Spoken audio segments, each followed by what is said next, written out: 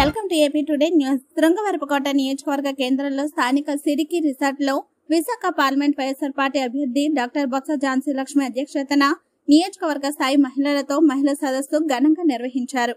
ఈ కార్యక్రమంలో విశాఖ ఎంపీ అభ్యర్థి బొత్స ఝాన్సీ లక్ష్మి మాట్లాడుతూ, నాకు అత్యంత ఇష్టమైన ప్రాంతం ఎస్కోట నియోజకవర్గం అన్నారు. మహిళల కీర్తి ప్రతిష్టలను ముందుకు తీసుకెళ్తున్న ఘనత ముఖ్యమంత్రి జగన్మోహన్ రెడ్డిదని స్పష్టం చేశారు. మహిళా క్యాంపెయిన్ ద్వారా సభలు సమావేశాలు నిర్వహించి ప్రభుత్వాన్ని మళ్లీ గెలిపించుకుందామని పిలుపునిచ్చారు. లక్కవరపుకోట జడ్పీటీసీ తూర్పాటి వరలక్ష్మి, శృంగవరపుకోట జడ్పీటీసీ మొమ్మలూరి వెంకటలక్ష్మి, మూకాల కస్తూరి, గొర్లె సరియుతో పాటు నియోజకవర్గ పార్టీ ఇన్ఛార్జ్ తైనాల విజయ్ కుమార్, కొప్పుల వెలమ రాష్ట్ర chairman Nekkala Naidubabu, DCCB chairman Vechulapu Chinna Ramanaidu, Kothavalasa Goppamma, Vepada ZPTC Apparao, MPP Satyavantudu, Elakota MPP గేదెల శ్రీనివాసరావు, ఎస్కోట మండల పార్టీ అధ్యక్షుడు మోపాడ కుమార్ పాల్గొన్నారు.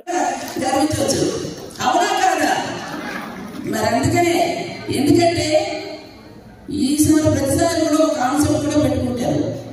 దాంట్లో ఏంటంటే ఒక్కసారి ఒక టీం పెడతారు. ఈ సంవత్సరం మరి ఏవేలో కూడా ఏం చెప్పారు వాళ్ళు, మహిళల మీద పెట్టుబడి పెట్టు, మహిళల్లో సాధికారత పెంచు, త్వరగా సమాజాన్ని అభివృద్ధి చేయు అనే దాన్ని ఇచ్చారు. Invest in women, aspirate women. అదే ఆ విధంగా ఈరోజు మాకు టీం ఇచ్చారు.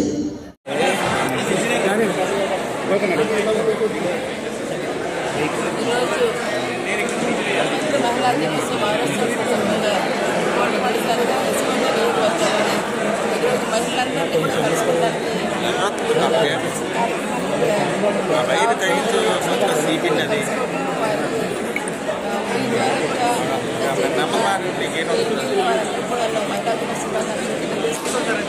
ముఖ్యంగా మహిళల సాధికారత అని సమాజం అనటమే కానీ దాన్ని తీసుకెళ్ళి చూపించే నిజమైన వ్యక్తులు కూడా మనం ఎవరైనా గమనించుకొని దాని ద్వారా కూడా చేయాల్సిన అవసరం ఏదైనా సరే మనకి ఉందని చెప్పేది.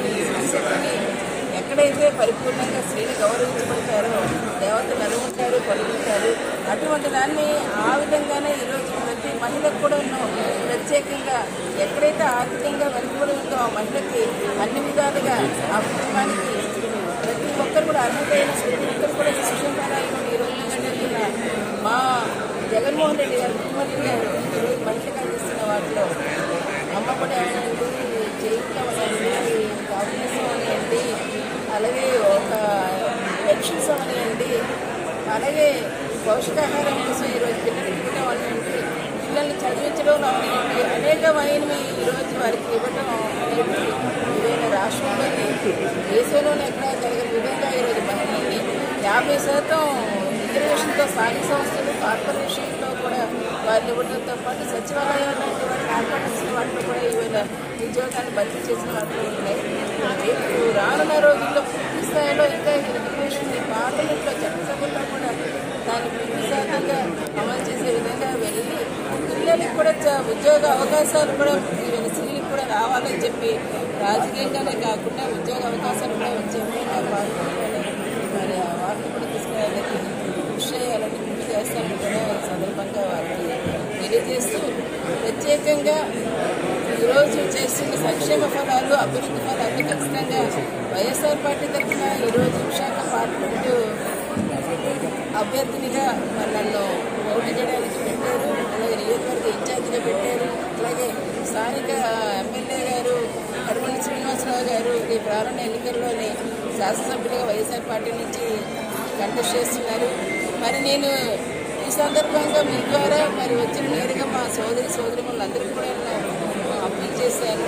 తప్పనిసరిగా పని చేసే వ్యక్తిని ఎన్నుకోవడం, అటువంటి వారితోనే సమాజం మన గ్రామ అభివృద్ధిని తోడ్పాటుకి మీరందరూ కూడా దోహదపడాలని పిలుపునిస్తూ వారికి అటువంటి వారిని ఎప్పుడు కూడా మనం ఇంకా ఆశీస్సులు అందజేయాలని చెప్పేసి వారికి పిలుపునిస్తూ మరి కళ్ళబొల్లి మాటలు తిప్పితే ప్రతిపక్షాలు గతంలో ఏం చేశాయి, ఇప్పుడు అన్ని పక్షాలు కానీ ఏకరువు పెట్టి ఒకటి అతి శక్తివంతమైన ముఖ్యమంత్రి గారు ఎవరు ఈ రాష్ట్రంలోని జగన్మోహన్ రెడ్డి గారు అనేది 3 పార్టీల కనుకే ఉదాహరణ చెప్తుంది.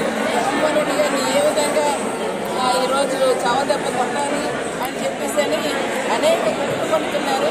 ఎన్ని కుట్రలు పడినా అరచేతితో సూర్యుడి కాంతిని అడ్డుకుందామంటే ఆ చెయ్యి కాలుతుంది కానీ సూర్యుడికి ఏమవదు. అదేవిధంగా ఈ రాష్ట్ర ప్రజలకి సంక్షేమ పదాలు సూర్యకాంతి వల్ల ప్రతి కుటుంబంలో కూడా అందించడానికి జగన్మోహన్ రెడ్డి గారు తిరిగి 100% మళ్ళీ వస్తారని చెప్పి